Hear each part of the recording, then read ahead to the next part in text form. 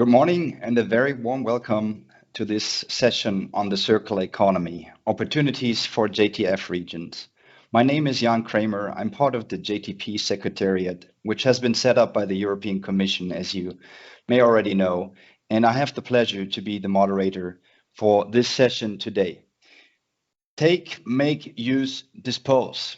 This was the main principle of our economy, of our still dominating linear economic model. And I think most of you will agree that this model, in fact, has a problem. It has a problem when it comes to our environment. It has a problem when it comes to the economic foundation. And as we are experiencing in these worrisome days, it also has a severe geopolitical implication when it comes to energy, raw materials, and other things. So the implications of this model are very severe, and we can even say it's a profoundly uneconomical model that we have seen. So bearing this in mind, the background of our session today will be on the circular economy in the JTF regions. We have regions with a high carbon intensive industry, we have coal regions, and they are all facing challenges in reducing their environmental footprint, but at the same time revitalizing their local economies and industries. We see unique opportunities.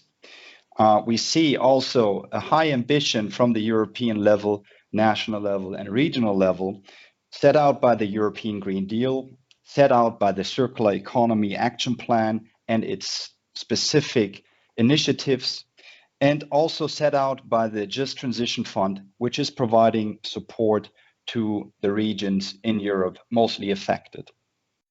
When we look at these regions, we see two things.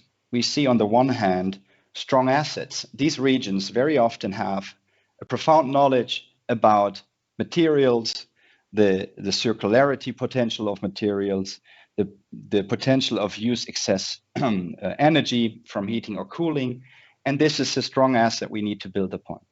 We also see that regions have challenges, obviously, and that's why it makes it so important to discuss today with my experts here on the side how to address these challenges, how to make most out of the opportunities, and make this a key part of the territorial just transition plans which are developed right now. Against this background, we want to explore three main things. We want to explore how the circular economy concept can support these JTF regions in a just transition process. We want to explore the possibility of integrating circular economy priorities into the territorial just transition plans. And we want to share good practices and lessons learned from across the EU that could be ideal to replicate, scale up, and maybe collaborate across our beautiful continent. As I say, we have many distinguished speakers today, bringing in their expertise from different levels, from the global level, on territorial matters, on innovation, value chains, and other things. We're looking very much forward to a lively debate with you, and I would very much like to encourage you to ask many questions. Make use of the opportunity of having such great speakers. You can use the chat in the next hour and so, and raise questions you would like to see debated in our panel discussion. Before we move to our panel discussions, I have the pleasure to introduce to you our first keynote speaker, which is Marianne Van Herweinen. She is a project expert at ESPON. She will give you a brief introduction also to ESPON, which is a very, very important initiative, I believe, to understand territorial development in the EU. And she will also present to you very interesting findings from a project called Circular Economy and Territorial Potentials. So I have the pleasure to hand over to Marianne. You already see her on the screen, and she will give us a nice introductory keynote speech to our session today. Thank you very much, and over to you, Marianne. Thank you, Jan-Philip, for introducing me. Good morning, everyone. I'm happy to be invited to this workshop and share with you some results of this project on circular economy. Within my presentation, I will first explain a bit about the ESPON program and the structure of the project that conducted the research on the territorial aspects of the circular economy. And after that, we will dive into three most relevant topics. First, the topic is related to the territorial perspective. The second one on monitoring circular economy. And the third, some takeaways for policy making. But first, ESPON in a nutshell. Who are we? The ESPON 2020 Cooperation Programme, which you see on the next slide, is an EU-funded program that covers all 27 EU member states, the UK, and 4 partner states, and has a budget of about 50 million euro. ESPON is about evidence. We provide data, maps, territorial scenarios and visions, analysis and tools to policymakers and stakeholders at EU, national, regional and local level. And the results are communicated via territorial studies, thematic papers, policy briefs and events, such as trainings, webinars and peer learning workshops. We have 4 different types of projects. We have different types of projects, which you see on the next slide. And one of them is applied research projects. These type of projects focus on key EU priorities, such as the ones set by the cohesion policy, the territorial agenda and the urban agenda. They have a more European approach and they aim to reply to a set of questions that should lead to specific policy recommendations. The ESPON projects cover a wide range of topics, such as green infrastructure, youth unemployment, SMEs, as well as the circular economy, which you see on the next slide, please. One of our applied research projects is the CIRCTOR project, and the project ran in 2018, so some 4 years ago, which you can see on the next slide. And the project team was led by Technalia, with the participation of various partners from different countries as well. The main aim of the CIRCTOR project was to provide guidance for the promotion of circular economies at subnational territorial levels. After publishing the results of the CIRCTOR project, the ESPON Monitoring Committee members, together with interested stakeholders, asked us to implement additional studies, focusing on specific territory and challenges. And this was the case for Luxembourg, for Norway combined with Sweden, and for Switzerland and Liechtenstein together. And the aim of these studies was twofold. Firstly, the requesting regions wanted to help them defining their policies and territorial developments towards circular systems. And secondly, the aim was to apply and adapt evidence that was provided by the CIRCTOR project to specific territorial contexts in order this and to show others how the evidence of the CIRCTOR project can be used in their own situation. Summarized, the CIRCTOR project and the spin-off focused on the following policy questions. What does the circular economy mean from a territorial perspective? What do material and waste patterns look like in European regions and cities, and how have they changed over the past 10 years? What is the potential for implementing the circular economy in European regions and cities? And what kind of common policy actions can be implemented to promote a transition to circular economy across different types of regions and cities? Within this presentation, I will shortly address all 4 questions, but more details on these questions can be found in the CIRCTOR reports that are available on the ESPON website. So firstly, what does the circular economy mean from a territorial perspective and why does it matter? National and supranational monitoring schemes, as you can see on the next slide, like the one promoted by the European Commission, very often does not live up to regional and local policymakers. National statistics tend to diverge from the multifaceted territorial context that local authorities have to deal with. This is illustrated with the bar graphs on the right, where you can see that regions with a high agriculture specialization often have low population density and vice versa. And this through all European countries, like you see here for Italy and Spain. And circular economy strategies are not an exception to this rule. Depending on the territorial configurations or key assets in a specific area, local authorities may opt for one or for another circular initiative.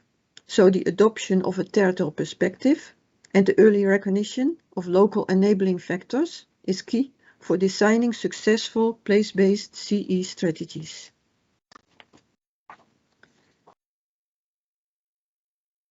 The sector project distinguished between 6 territorial factors that influence the progress to a circular economy. The first factor is land-based factors, and these are particularly relevant for rural regions. They emphasize the relevance of natural endowment for using biomass feedstock in a growing bioeconomy. This appeared to be the case in the spin-off project for the Scandinavian regions. Agglomeration factors are more important for urban regions. They provide circular businesses with the necessary access to resources, knowledge and collaboration, as well as viable demand for circular products and services. In addition, the lack of primary raw materials might encourage the deployment of circular strategies based on the valorization of produced waste, as appeared to be the case in the spin-off for Luxembourg. Accessibility is a fundamental factor in industrial areas. It's a key factor for industrial symbiosis ecosystems, and it's also especially important for new collaborative economic models, such as the sharing economies. Knowledge and awareness are equally relevant at businesses, institutional and community levels. And technologies are important for enabling the implementation of circular economy processes, not only via the value chain, but also by unlocking the market for secondary low-value material streams. And governance and institutional arrangements, finally, act as a transversal force. They not only promote circular economy principles, but they also facilitate the other territorial factors. During the project implementation, the European Commission has published in 2018 a proposal for a monitoring framework for a circular economy, which you see on the next slide on the left. This framework includes indicators for 4 categories: production and consumption, waste management, secondary raw materials, and competitiveness and innovation. The existing data on material consumption and on waste generation and treatment is, however, almost exclusively available at the national level. The CIRCTE project has made an effort to regionalize a set of indicators, which you see on the right. The result of this exercise for total waste are displayed in the following 2 maps on the next slide. On the left, you can see the total waste generation per capita, with the regions in dark green having the highest waste generation numbers. And on the right, you can see the total waste intensity, meaning the waste generated per unit of GDP. This indicator can be used to investigate whether there has been any decoupling of waste generation from economic growth. Depending on the type of denominator, that is population or GDP, the resulting picture can be very different, as you can see if you compare these 2 maps with each other. And the economic structure of the territories and their specialization influence this. These kind of maps have been generated for all regionalized indicators listed on the previous slide. The project visualized the circular economy, next slide please, by differentiating between the supply side and the demand side of the economy. This is answering the second question. Next slide, please. The demand side is defined by industries that adopt or rather demand new circular business processes, products and technologies that drive their uptake. And they are referred to as potential users of circular economy. The supply side is divided as those providing the materials, the technologies and the services for a circular economy. It is represented by the circular economy material providers, the technology providers, and the circular business models. Let's have a look at the CE technology providers. They are companies. These are companies that offer technologies and key services to enable cyclical resource flows and more efficient use of materials. The main contribution of CE technology providers in terms of value generation is to recover and restore materials, components, and products through the provision of technologies and services. They help to reuse, repair, recycle, and remanufacture and turn waste into resources.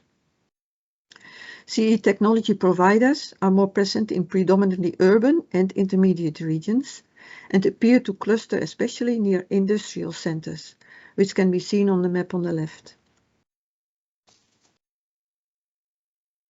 Some takeaways that the project provided and policy recommendations are based on the territorial evidence that was collected by the Circular project. And it tells us that the circular economy is relevant for all types of regions, but that it's materialized in very different ways, depending on local conditions. For example, some circular economy activities are likely to occur in larger urban areas, and companies operating circular business models benefit from the proximity of material and technology providers, but also to certain critical mass, for example, for product service systems and sharing economies. However, to prevent that circular innovations lead to increasing territorial disparities, cohesion policies should articulate specific measures. Opportunities to revitalize the economies of rural regions may emerge from the implementation of a circular bioeconomy. Industrial areas are the only possible setting for several circular economy strategies, ranging from the industrial symbiosis schemes to product remanufacturing. And these are more likely to spring in territories where a diverse industrial ecosystem is already in place, or where the products are originally manufactured. Industrial regions in decline may also find opportunities in the emerging market of secondary raw materials, thanks to the availability of industrial plots, old factories, and other facilities that could host circular processes, including the material storage and transformation or recovery. Another takeaway is that using a circular system, which you can see on the next slide, can increase the resilience of domestic economies. This is especially important when their domestic economies depend on stable flows of imports from foreign countries. By considering circular principles, one can help to ensure that the existing renewable bioresources are used, or that organic waste, co-products, and byproducts are treated as resources for the bioeconomy. Natural assets may be and resources may be seen as a major asset to strive for a circular bioeconomy, in particular when these assets are also backed up by a strong presence of innovative stakeholders, as in this case of the Scandinavian region. Territories not rich in natural resources, such as Luxembourg, Switzerland, and Liechtenstein, could reclaim secondary raw materials from spent products, buildings, and waste to reduce the risk in global supply chain. Finally, using their experiences, the project team developed an interactive policy guide, which you can see on the next slide, with the aim to inspire local and regional policymakers to develop circular economy strategies, to change the structure and operations of their economies and industries so that they can better contribute to more sustainable economic growth in Europe. The first section of this guide provides a short and clear explanation of the principles of a circular economy and its benefits. And the second part is the real guiding part. And it's providing suggestions on how to assess the local and regional context. And it also gives insights on how to choose the right policy strategy, define priority areas, set favorable framework conditions, and also how to monitor and evaluate the outcomes. And throughout the guide, examples are used to illustrate the various elements. And this circular guide, together with all the other project reports and the case studies, are available on the project website to be downloaded and used. The link is provided on the next slide, please. Yes. Thank you very much.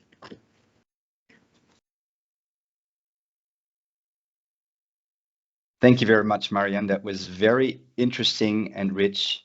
I think you provided a very nice and comprehensive overview of the different dimensions that we need to consider, and in particular making reference to the place-based policy needs that we have to have in mind when talking about implementing the circular economy, but of course also when talking about cohesion policy and the just transition. I have another and last question to you, which came from the audience as well. You presented an own territorial definition of the circular economy, and knowing that there are already many definitions out trying to conceptualize also the circular economy, why is it so important from your perspective to have its own territorial perspective?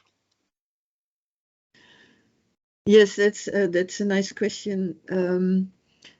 The sector project, first of all, took, of course, all the definitions that existed at that time of that the project ran into account and added the territorial perspective into that because of the importance of these territorial factors and because of the without knowing the local circumstances and context, you cannot develop something and implement a circular economy, and for that you need to know the territorial context. So for that it was important that there was a certain focus on the circular economy also from a territorial perspective, and this they try to harmonize, also taking up, of course, other attempts to do this, although I think it was not done yet in a structured way, and this they try to do. Okay, thank you very much. I think it's very good and very insightful, and also for all the regions that are listening to us now, I think it offers very relevant information for your activities that you can consider when designing your territorial just transition plans and their implementation, to consider different types of regions and maybe sub-regions in your area that may have these features that were outlined by Marianne. So I would like to thank you very much for your keynote presentation today, and I invite everybody to follow up on the resources that were provided. Very, very helpful material. Thank you very much, Marianne. And it's time now for us to move into our panel debate. I can promise you we have very, very interesting speakers for you today. Three distinguished experts from different perspectives. And I will briefly introduce to you our panelists, and then we will give them the floor to speak and share their experiences. So on the one hand, we have Professor Dr. Thomas Müller-Kirschbaum from, I think, Wuppertal, and he is representing the Circular Valley Foundation. And he will share some of his experiences when talking about a circular economy, accelerating the circular economy, and making links into the JTF region of the Rhenish area in North Rhine-Westphalia in Germany. Then we have with us today Johanna Schwartz. She is representing the global view, I would say, because she is part of the G20 Young Global Changers initiatives. She has served as a delegate of the German government for the pre-COP 24. She is a climate advocate. She also represents the younger generations, and I think she will have very interesting insights for us. So thank you very much for joining. And then last but not least, we have Fabrizio Pisano. He's the executive of engineering and R&D. So we have a real technological expert here with us. from Carbolucis in Sardinia, and he will speak about a very specific experience from the mining sector. So very hands-on and very pragmatic insights that he will share with us. So stay tuned and listen into our panel debate. We will now start with you, Thomas, to give us your insights first, and he has also some slides to share with you. And I'm very much looking forward to your intervention now. So over to you, Thomas. Much for the kind introduction, and I can even add to the panel that I'm a physicist by training and run 20 years the global R&D organization of Henkel in Düsseldorf. So I have also some science and technology background, so that might be very helpful for the discussion. If we here see the first slide, sorry. I would like to talk about the Circular Valley Foundation and the Circular Valley by itself, about the idea and what the Circular Valley is contributing to regions in transition, and not only in the area where we start, but the reason where we start is very obvious. And I talk at the end, and what we want to be. We want to be the global center for circular economy. Why that? The reason is very simple. If you look to the two pictures, one is a photo and one is a painting. No, sorry for the. Can we stay with it? Yeah, thank you. On the right side, if you see the two pictures, on the bottom there's a painting from the 18th century. Showing a lot of manufacturing, obviously, with smoky chimneys. And the same view we try to make a photo in the year 2020, that is above. You see how the situation has changed. So the direct impact on the environment is much lower. And that is because this area is in transition now for 200 years. But it is the hotspot where the linear economy on the continent, or in Europe now, because in UK is out of Europe.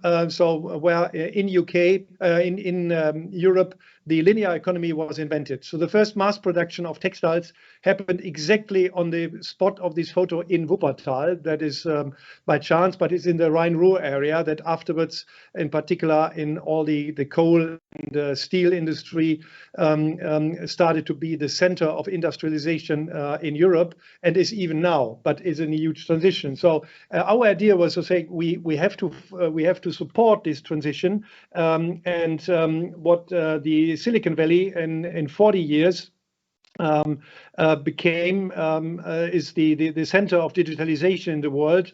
I think we have all means and all tools here to be in 10 years from now the center for circular economy in the world.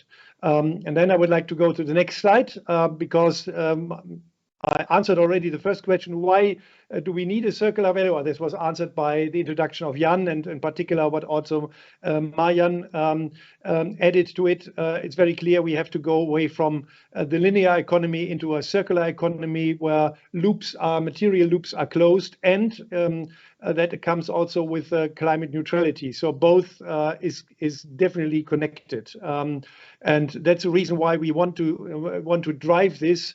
And combine also the forces that are in the Rhine-Ruhr area. And that is the question, why it is in the Rhine-Ruhr region, why this is ideal. And you see here the text, it combines in a very unique way industrial leaders or all the industries with pioneers who started solutions with a high knowledge of universities and research organizations.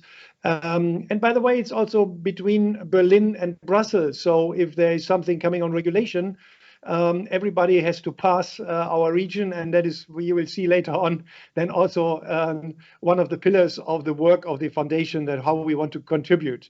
And how we work, I can even describe here in a very easy way. We want the development of our region, so the Rhine-Ruhr metropolitan area, but by the way, it's the biggest metropolitan area in Europe, into the Circular Valley. And we start this with an accelerator, and I will come later to that, how is the work of the accelerator is done. To drive the sustainable transitions, and to make it very clear, we do not want to limit ourselves on the Rhine-Ruhr metropolitan area or maybe only on Germany, but it's our part just to get insights and to get talents from all over the world, train them in Düsseldorf, and then send them out again in all parts of the world, in particular, of course, Europe and the regions that are in a transition. With that, I would like to come to my next slide. That shows you a little bit more here the 5 big reasons why we are at the right place in the Rhine-Ruhr area, and the valley is not the valley of the Wuppertal, what some people think. No, it is the Rhine, an entire Rhine-Ruhr area, even beyond. So first, we have around about 300 companies who are needing solutions that are very often these are hidden champions, or these are even leading companies in the world, like pharmaceutical companies, Bayer, or in the chemical area, Evonik, and other partners that we have also in the metal industry, car building, automotive industries. All them are in this circle or even beyond.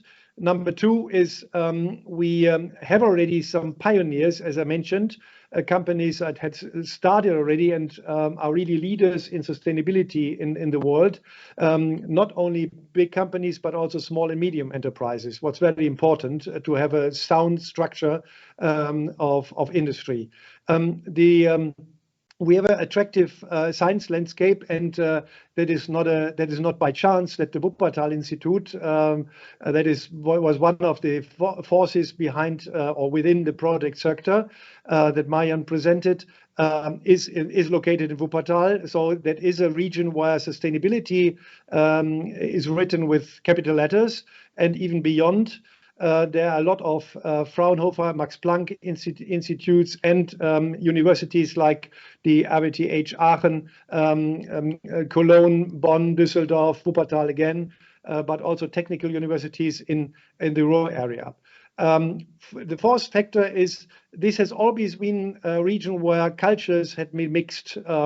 So that started with the Romans 2,000 years ago, and then the French after the French Revolution with Napoleon, and then a lot of people from Slavic companies coming in as labor forces in the 19th century, and we all know the cultural changes that the region has undergone in the last century and even is undergoing now. So it's a cultural rich region. And the last reason is if you have history, you have also a future. And as this region has really a rich history that is very entrepreneurial, we are quite sure that this entrepreneurial spirit will also take us into the future. And with that, I come to my last slide. That is just only describing the next slide, exactly. The Circular Valley Foundation that is sitting in the middle, and we have three arms, 3 activities around. It starts with the Circular Economy Accelerator, where we are now starting, or just in front, the 3rd batch of 35 startups will come in June into our accelerator building in Wuppertal.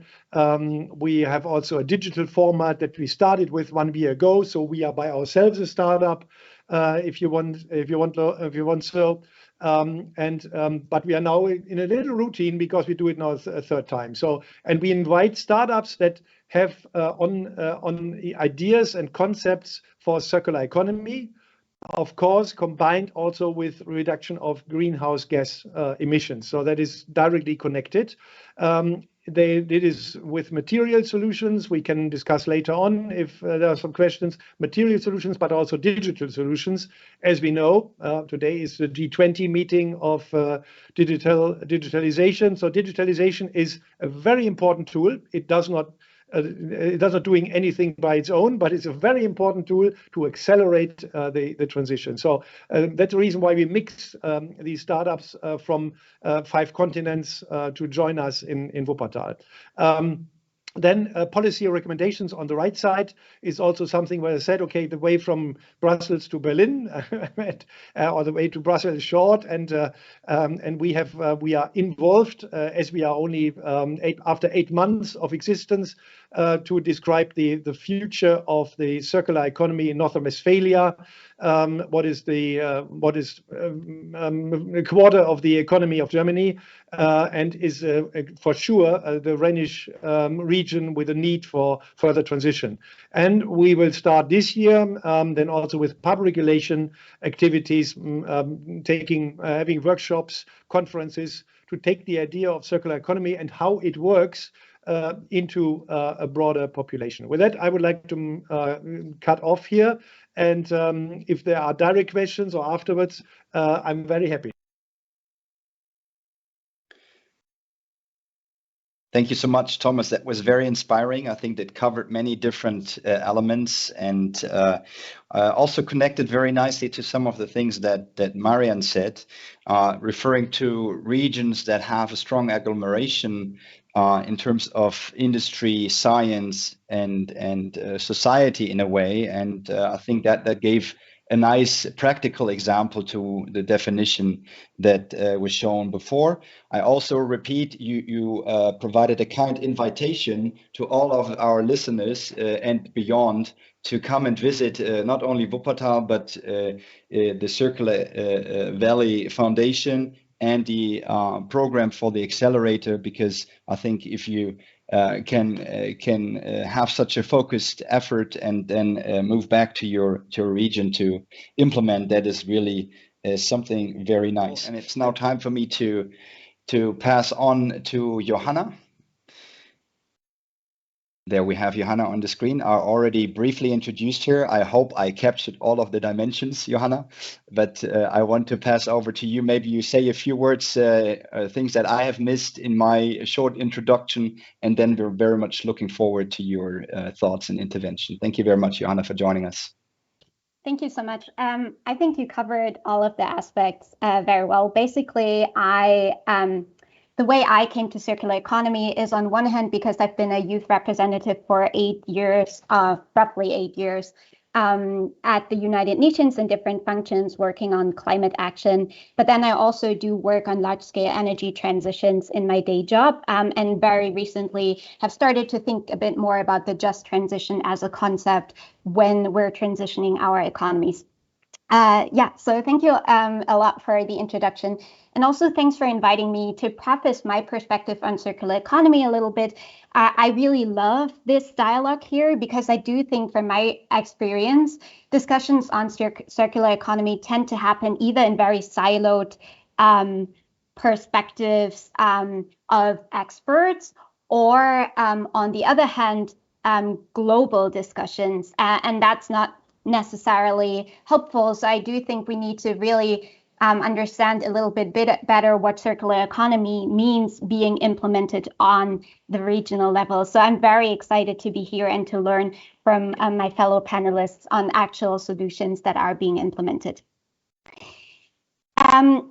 The Circularity Gap Report that was published in 2021 estimates that a full implementation of circular economy can reduce global greenhouse gas emissions by 39%.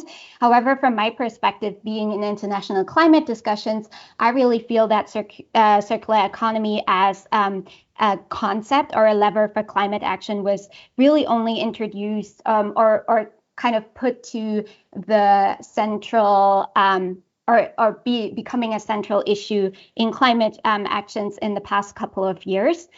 So why do I think that circular economy as a concept is critical for a just transition?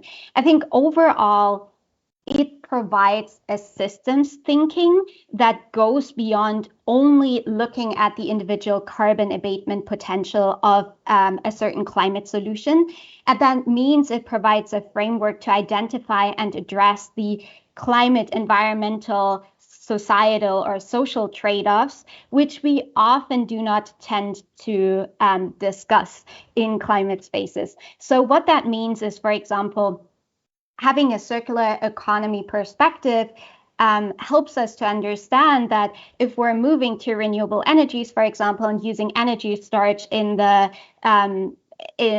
for example, using batteries, that there are or can be perverse environmental and social implications that need to be addressed appropriately, and circular economy can be a tool to do that. So why is it specifically relevant for coal and carbon intense regions? So I mostly know about the realities in Germany, being German, and specifically from the coal-producing regions in Eastern Germany. So when we look at coal and carbon-intense regions, often a significant share of employees is working in either coal production or related industries in these regions, or not all of the regions. As we talked about the Rhine-Ruhr area, obviously, which is a little bit more urban and sort of diversified, but in the east of Germany, coal producers are certainly one of the biggest employers. And also on the local or sometimes even regional level, there are few alternatives for decent jobs. So that means that we need to acknowledge that these regions will eventually suffer from a green transition if we're not managing it in a societally just way. And this is where the concept of circular economy kicks in. So on one hand, circular economy can already help to mitigate the impact of the current industry usage even before we really transition to a green economy and a carbon neutral economy. An example of that is, and I will not pronounce the name of the region because I will butcher it anyway, but there is a region in Poland that pilots a circular economy solution for coal mining, because in coal mining, they often have significant challenges with saline wastewater. So what they are doing is they are using a circular economy solution that helps to use that saline wastewater and produce demineralized water and highly saline concentrate, which can then be used to as a feedstock for salt production. So circular economy can help to mitigate these impacts already. But then looking more on the just transition part, I see three perspectives where the circular economy can help the just transition. And a part of them, or a few of them, have already been touched upon by my previous speakers. One is it can help to localize workplaces or jobs, especially regarding recycling and reusage. The circular economy inherently encourages a trade of processed byproducts that are being produced between businesses, and thus can help to build a localized economy. And there is also existing infrastructure and knowledge in these regions that can be leveraged to help building localized jobs, which can provide employment in regions where inherently some of the bigger employers, like coal producers, will eventually phase out. Secondly, it can help to diversify the economy and also attract talent. There is a lot of research around the young generation wanting, if given the chance, wanting to work for companies whose purpose they share. So having a circular economy can attract talent to regions that have suffered a talent migration. And it also provides the space for the development of startups with innovative solutions. And attract a knowledge economy by really fostering cooperation between research institutions and the industry. And then last but not least, it also allows a reduction of waste and a restoration of the natural environment. The waste reduction is critical or provides benefits on two perspectives. On the local level, by obviously reducing pollution, but what we also need to keep in mind, and that has been alluded to before, is that by reducing waste, we're also avoiding the patterns of our current economies where we're shipping waste to landfills in developing countries. And this is obviously also a critical part of the just transition, ensuring that we're not doing this as we transition to carbon neutral economies. And then overall, the restoration of the natural environment obviously also enhances the quality of life for people in these regions, which is critical not only for physical, but also for mental health, as we have seen during the pandemic.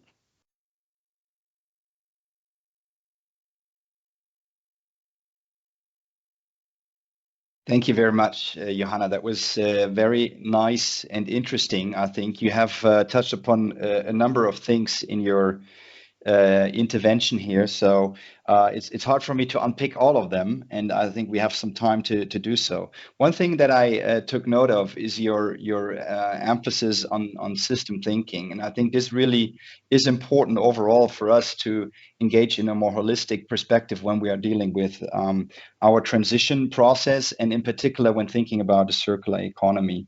In prior discussions, you also referred to climate change education. I was wondering if you wanted to share one final thoughts on this topic when it comes to education, the role also of education in this process in moving towards the circular economy.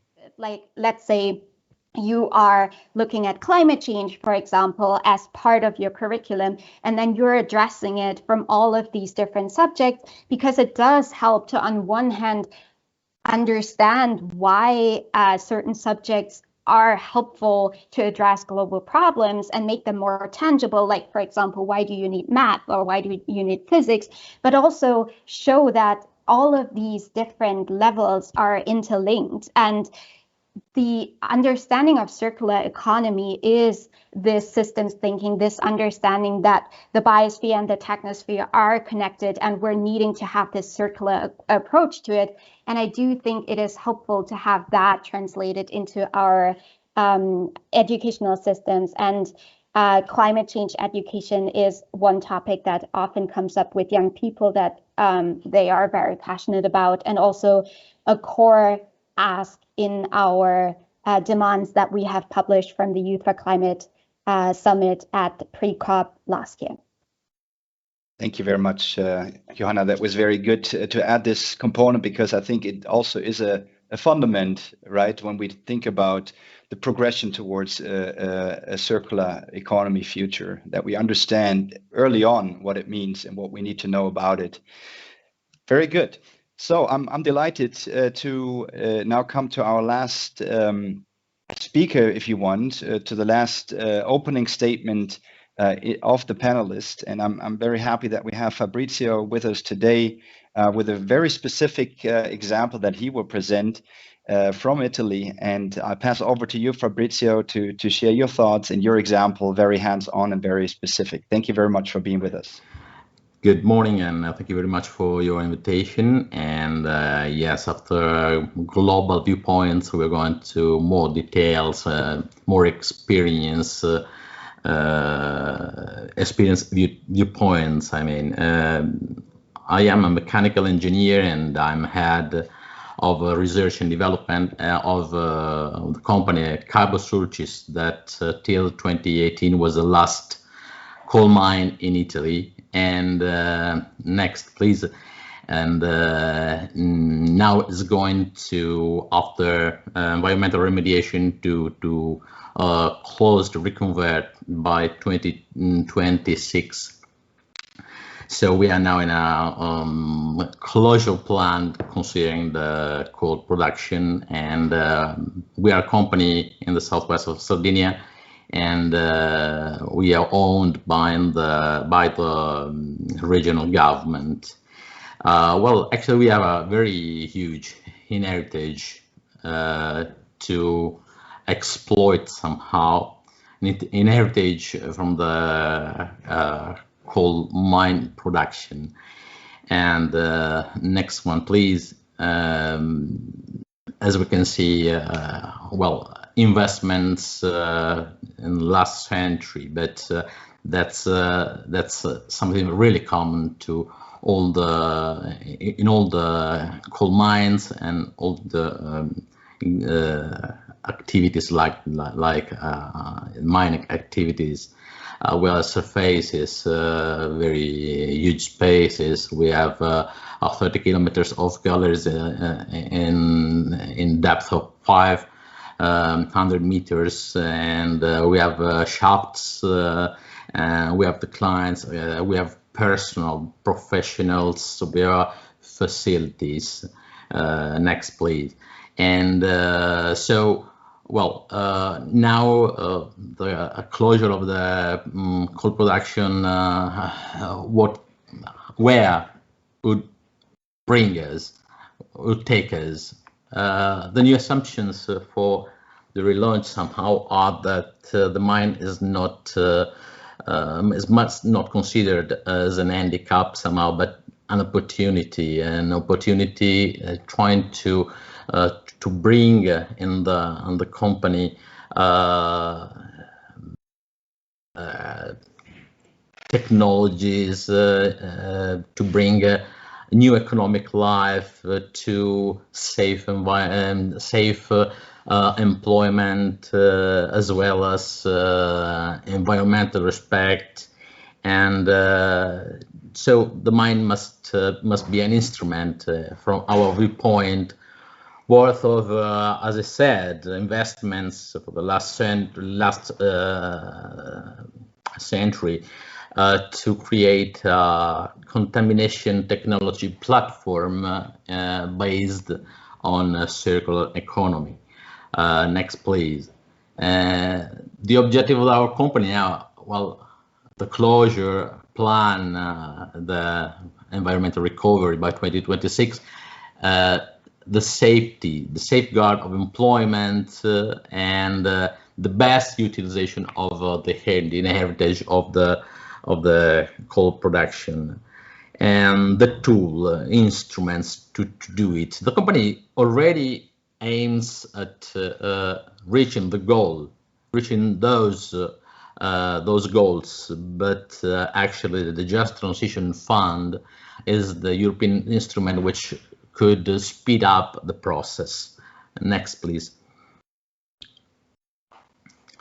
Well, in our thoughts, our platform would be based essentially in the project which already have been started, and which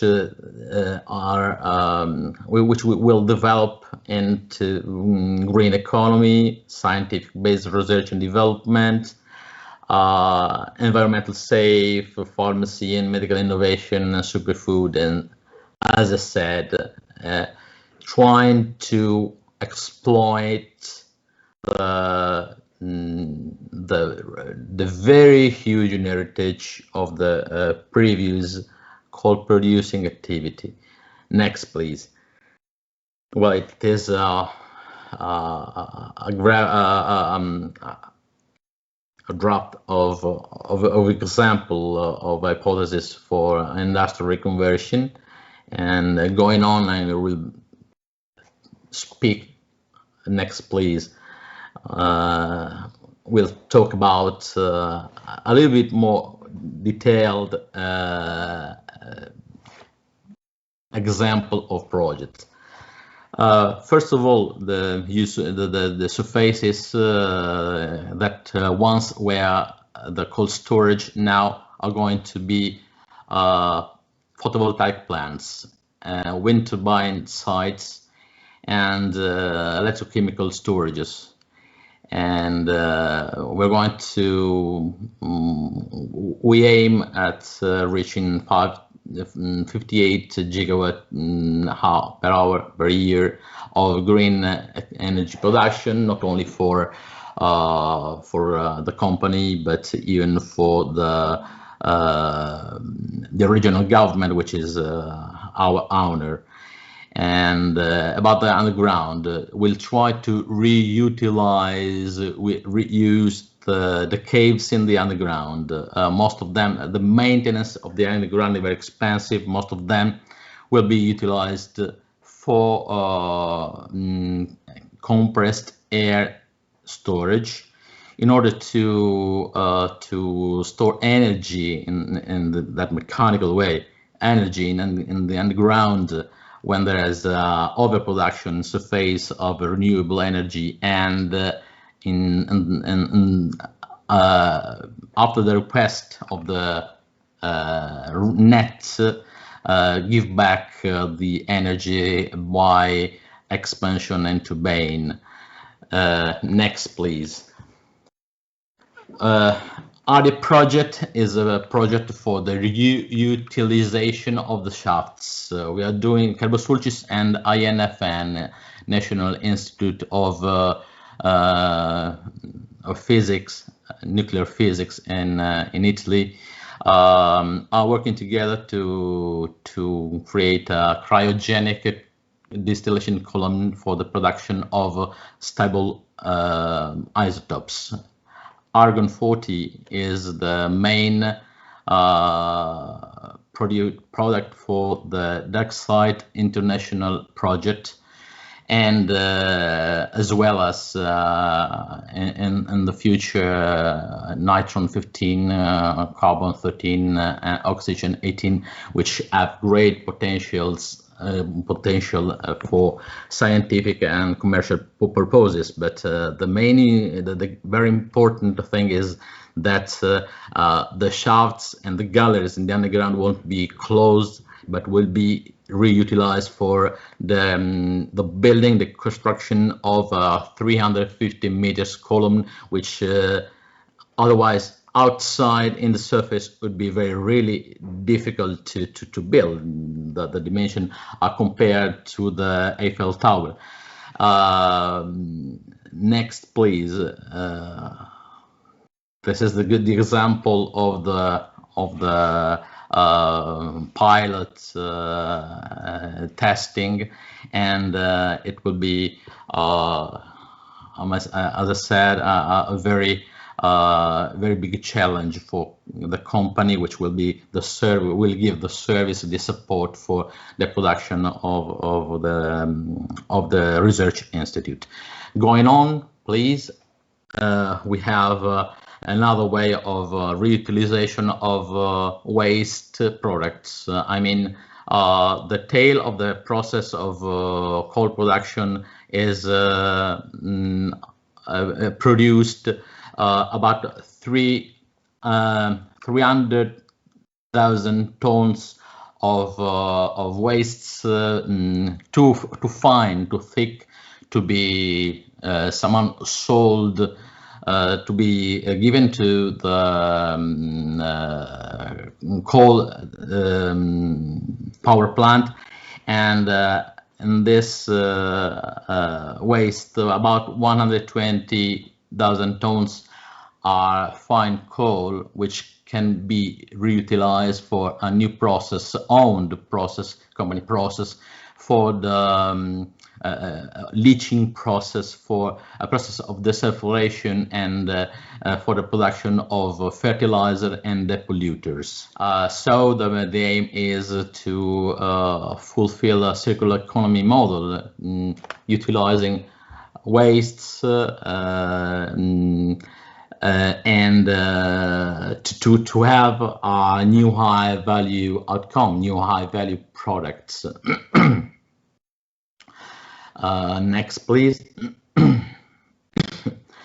Other way of exploiting the site is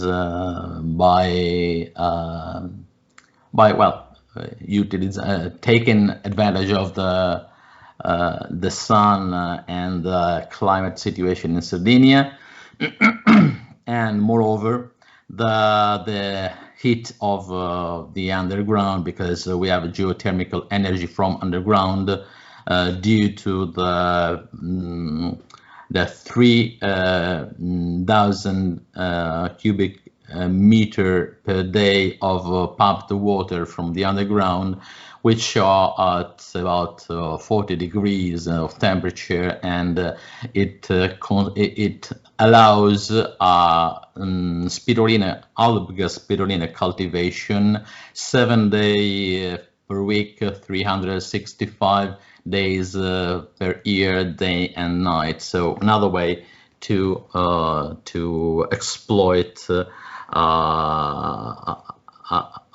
a mine good, I might say. Next one. Well, the outcomes are, as I said, to reach all the goals for the industrialization of the projects, and something that the company is already has got intention to do. But as I said, the opportunity of the Just Transition funds would speed up the processes and would give not only for the company but for the region, for the territory, new opportunities for employment, for economy, best exploitation, for green transition, and new opportunities for the further generations. Next one, but well, thanks for your attention, and I hope to have been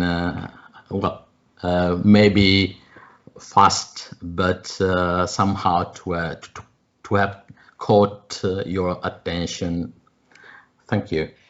You also mentioned, I think that's an important pillar to it, that you're very much aware of having a just transition in terms also of the employment plans and securing the employment base. And I think this is something we can now take on into our discussion. So I would like to ask our technical colleagues to put up all of our panelists so that we can engage into a lively debate. And as I said in the beginning, it would be very nice from the audience to get some further questions from you. We have collected some along the way. They will not be lost, so that we can have an interaction here with you, which can mean agreement, which can be disagreement, and further elaborations.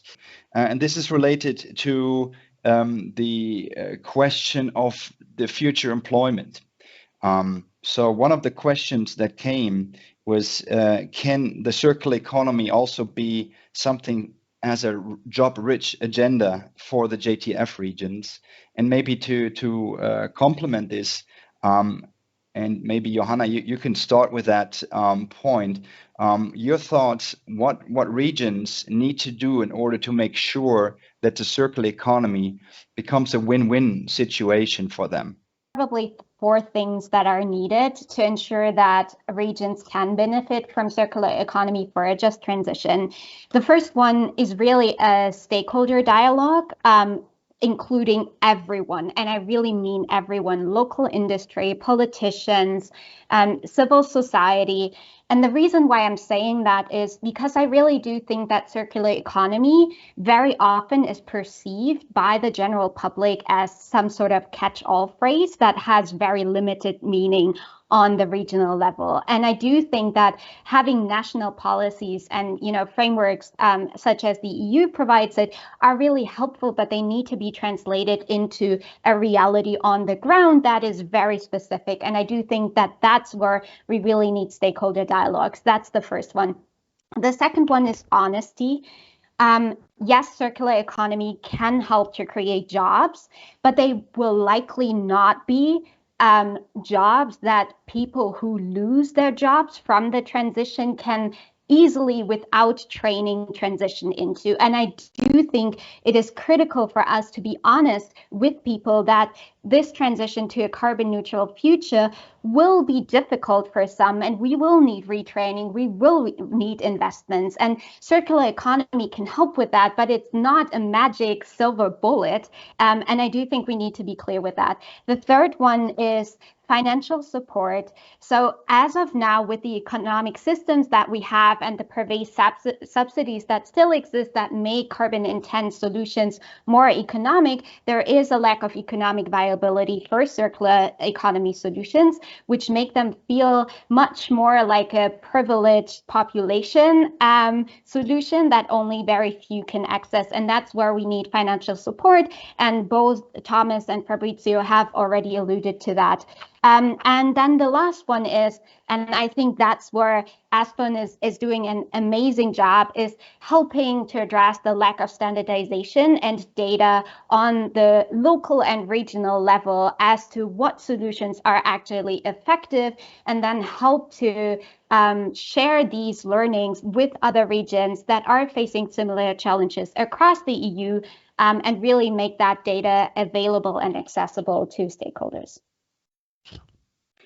Thank you, Johanna. That was a number of key points, I would say, right? You talked about stakeholder dialogue. You talked about the transition pain potentially and what we need to do in order to decrease it. You talked about the economic viability. So, Thomas, I would like to ask you. You took a very progressive stand, if I can say that, putting the Circular Valley up against the Silicon Valley, and also facilitating the idea that the region can become a global hub and also can not only for itself, but also by creating the links with other regions through the acceleration program, for instance.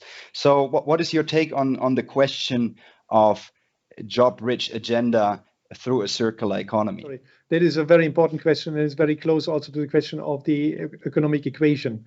And it's very clear, I think, for all the regions in transition, like we also had the Fabrizio's example from Sardinia.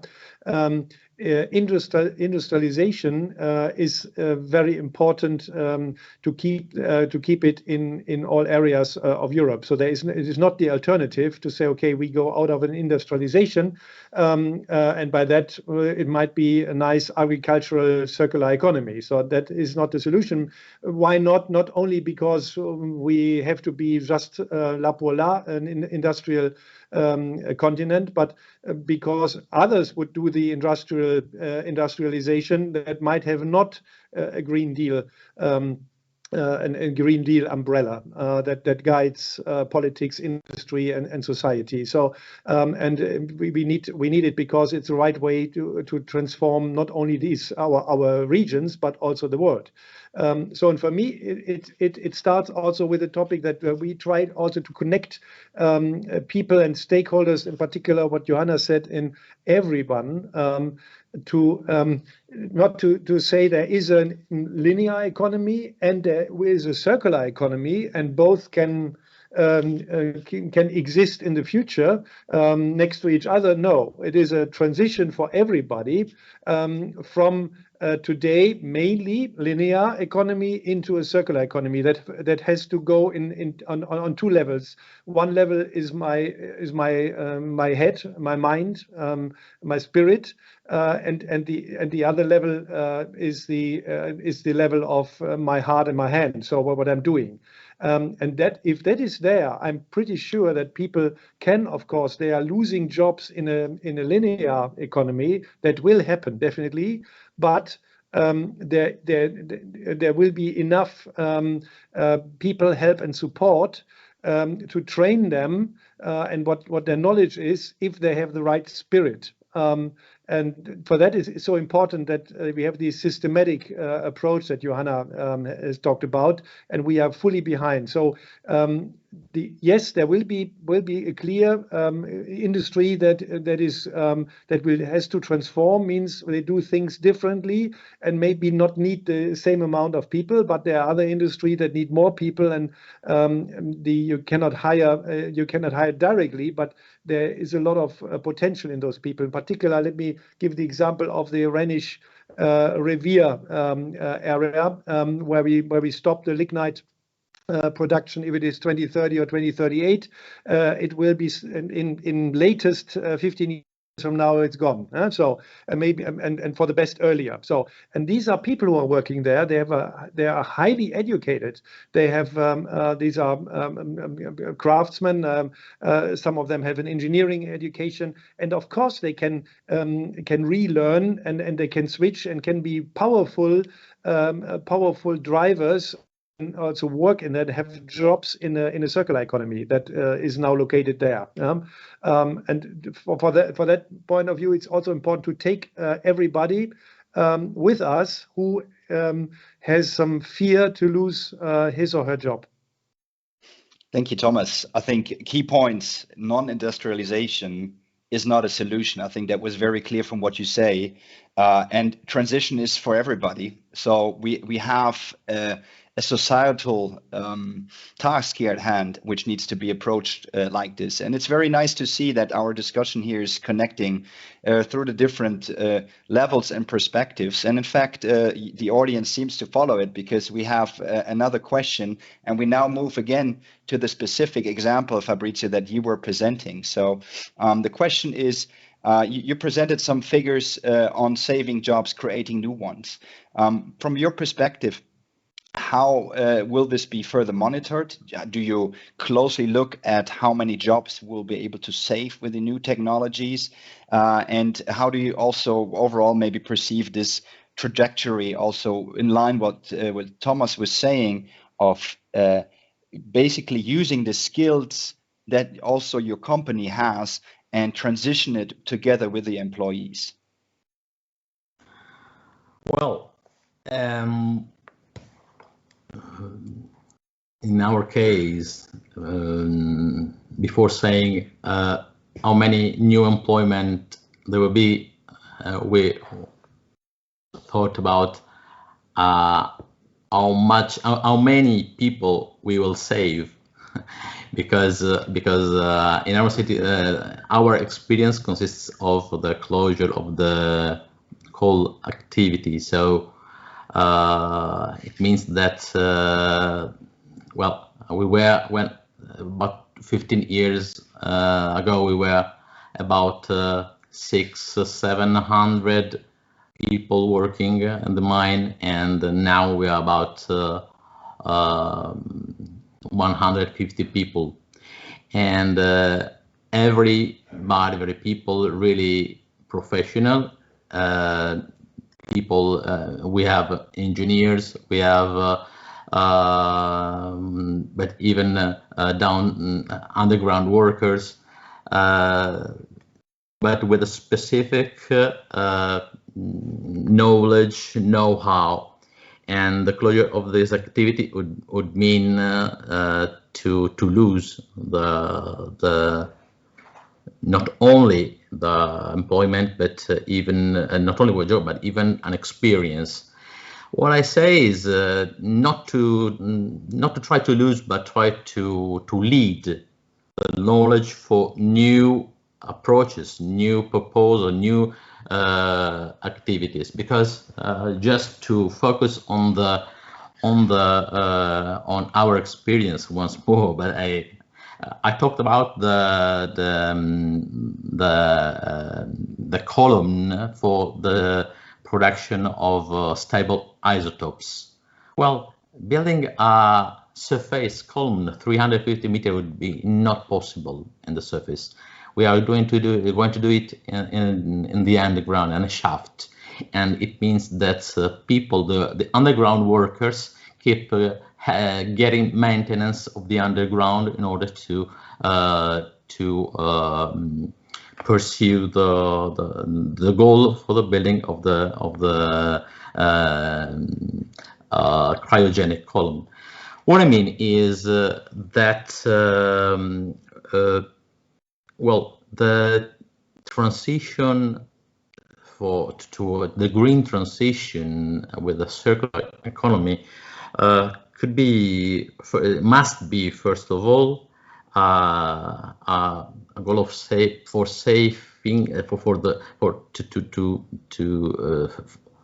for a safe employment first of all, but can be even an opportunity for an improvement of new employment, because they are the basis for application of new technologies.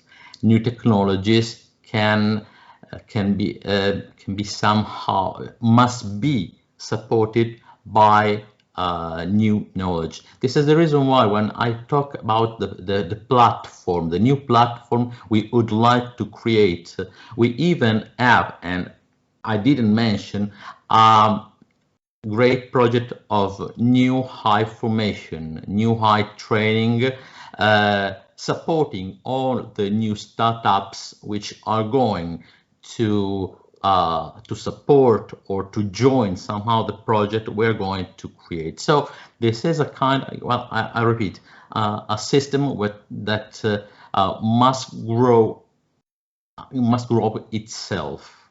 So formation, people, employment to support innovation, technology, and green technology, and in a context of circular economy. Thank you, Fabrizio. That was very helpful because he, for another time, connected also to the needs of integrating various technological solutions. And Thomas was mentioning that in the beginning also in terms of our discussion, it's a green and digital transition, and especially for the circular economy, various digital solutions are needed in order to enable it. And that it's in the first way maybe job retention, but at the same time improvement and then building up employment. Thomas, you wanted to come in on this and reflect on Fabrizio's point. Yeah, I want to add to Fabrizio's point, and thank you very much, Fabrizio. It's very well said. There was a question: is there something to read about such a transition that is post-mining going into circular economy? I would take the region of Brandenburg in the east of Germany. This change is of course a continuous change.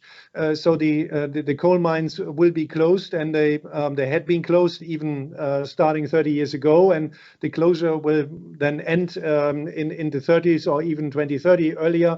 But we see already other industries are coming into that region. I'm not only want to show the example of the electric vehicle plant of Tesla, but even more on other things. For example, there are companies like the BASF who are not only manufacturing batteries there, but they change their battery manufacturing with a battery recycling plant. That will be one of the biggest battery recycling plant in Europe then. And there are other companies who are manufacturing other circular economy